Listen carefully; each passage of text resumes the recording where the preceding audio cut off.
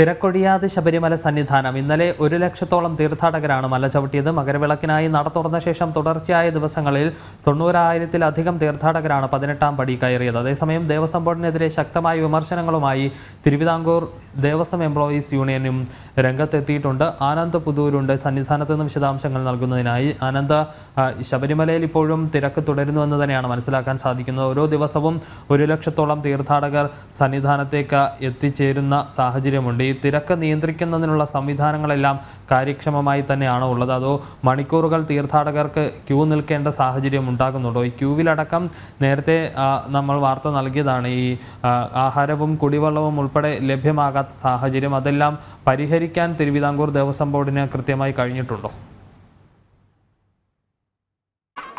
തീർച്ചയായും വിഷ്ണു, ഓരോ ദിവസം കഴിയുന്തോറും കനത്ത തിരക്ക് തന്നെയാണ്, അല്ലെങ്കിൽ തീർത്ഥാടക എണ്ണത്തിൽ കനത്ത വർധനവ് തന്നെയാണ് ഉണ്ടായിക്കൊണ്ടിരിക്കുന്നത്. ഇന്നലെയും ഏകദേശം 1 ലക്ഷത്തോളം തീർത്ഥാടകർ തന്നെയാണ് ശബരിമല സന്നിധാനത്തേക്ക് എത്തിച്ചേർന്നത്. മകരവിളക്കിന് വേണ്ടി നട തുറന്നതിന് ശേഷം ഓരോ ദിവസവും ശരാശരി 90,000-ലധികം, അതായത് ഏതാണ്ട് 1 ലക്ഷത്തോളം തന്നെ തീർത്ഥാടകർ എല്ലാ ദിവസവും തുടർച്ചയായി ഔദ്യോഗികമായ കണക്കുകളിലാണ് മല ചവിട്ടുന്നത്. എന്നാൽ അനൗദ്യോഗികമായ ആധാർ കാർഡ് മാത്രമായി വരുന്ന തീർത്ഥാടകരും ഏകദേശം 10 മുതൽ 16,000 വരെ ഉണ്ടെന്ന് തന്നെയാണ് ദേവസ്വം ബോർഡിന്റെ കണക്കുകൾ പുറത്തു വരുന്നത്. മണിക്കൂറുകളോളം പമ്പയിൽ നിന്നും തുടങ്ങുന്ന ക്യൂവിൽ നിൽക്കേണ്ടി വരുന്ന ഒരു ഗതികേടും തീർത്ഥാടകർക്കുണ്ട്. പ്രത്യേകിച്ച് കുട്ടികളാവട്ടെ, വയസ്സായ അമ്മമാരാവട്ടെ, ഇവർക്കെല്ലാം മണിക്കൂറുകൾ ക്യൂ നിൽക്കേണ്ടി വരുന്നത് ശാരീരികമായിട്ടുള്ള ഒരുപാട് ബുദ്ധിമുട്ടുകൾക്ക് കാരണമാകുന്നുണ്ട്. അത് മാത്രമല്ല, ഇത്തരത്തിൽ ബാരിക്കേഡുകൾ വെച്ച് കുറച്ച് ദിവസം മുമ്പ് വരെ തടയുന്ന ഒരു സംവിധാനം ഉണ്ടായിരുന്നു. ഈ പോലീസും ഈ ശബരിമല തീർത്ഥാടകർ തമ്മിൽ വാക്കേറ്റങ്ങൾ ഒരു നിരന്തര തുടർക്കഥയായി മാറുന്ന ഒരു സാഹചര്യം ഉണ്ടായിരുന്നു. അത് മാത്രമല്ല, ഇന്നലെ ദേവസ്വം ബോർഡ് തൊഴിലാളികളുടെ സംഘടനയായ Thiruvithamkoor Devaswom board employees union ഈ ദേവസ്വം ബോർഡിനെതിരെ ശക്തമായ വിമർശനങ്ങളുമായി മുന്നോട്ട് വന്നിരുന്നു. അതായത് ഈ തിരക്കുകൾ നിയന്ത്രിക്കുന്നതിന്റെ ഭാഗമായി തീർത്ഥാടകരുടെ എണ്ണം പരിമിതപ്പെടുത്തുന്ന ഒരു തീരുമാനത്തിലേക്ക് ദേവസ്വം ബോർഡ് എത്തിയിരുന്നു. ഇത് പോലീസിന്റെ അനാവശ്യമായ നിയന്ത്രണത്തിന്റെ ഭാഗമായെന്നാണ് പറയുന്നത്. അതായത് 14-ാം തീയതി മകരവിളക്കിന്റെ തലേ ദിവസമായ 14-ാം തീയതി ഏകദേശം 50,000 തീർത്ഥാടകരും 15-ാം തീയതി മകരവിളക്കിന്റെ അന്ന് ഏകദേശം 40,000 തീർത്ഥാടകരുമായി ഈ എണ്ണം പരിമിതപ്പെടുത്തിയിട്ടുണ്ട്. ഇതിനെതിരെ ശക്തമായ പ്രക്ഷോഭവുമായി അല്ലെങ്കിൽ പ്രതിഷേധവുമായി തന്നെയാണ് ദേവസ്വം ബോർഡിന്റെ തൊഴിലാളി യൂണിയൻ രംഗത്ത് വന്നത്.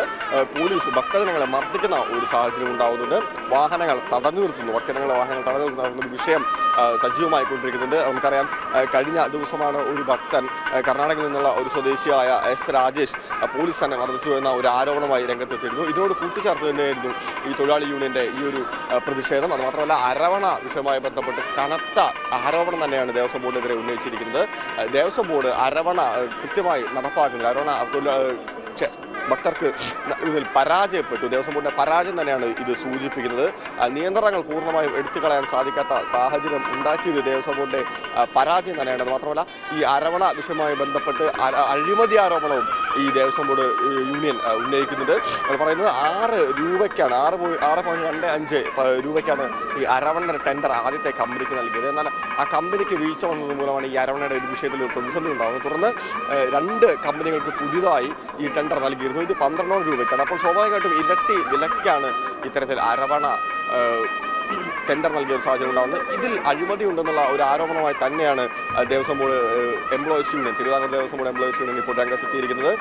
ഇരട്ടി വിലക്ക് നൽകിയിരിക്കുന്നു. ഈ ഒരു വിഷയം വിജിലൻസ് അന്വേഷിക്കണം എന്നൊരാവശ്യമുണ്ട്. മാത്രമല്ല, ഈ 18-ാം പടിയുടെ നിയന്ത്രണം കേന്ദ്രസേന ഏറ്റെടുക്കാൻ തയ്യാറാവണമെന്നുള്ള ഒരു ആവശ്യവുമായി തന്നെയാണ് അവർ രംഗത്തെത്തിയിരിക്കുന്നത്. എന്തായാലും ദേവസ്വം ബോർഡ് എംപ്ലോയീസ് യൂണിയൻ പറഞ്ഞ് അവസാനിപ്പിക്കുന്നത് ഈ ഭക്തജനങ്ങളോടുള്ള ഇത്തരത്തിലുള്ള ഈ ഒരു അവഗണന അവസാനിപ്പിച്ചില്ലെങ്കിൽ ശക്തമായ സമരങ്ങളുമായി തങ്ങൾക്ക് മുന്നോട്ടിറങ്ങേണ്ടി വരും എന്ന് തന്നെയാണ് അവർ ഇന്നലെ പറഞ്ഞത്. വിഷ്ണു.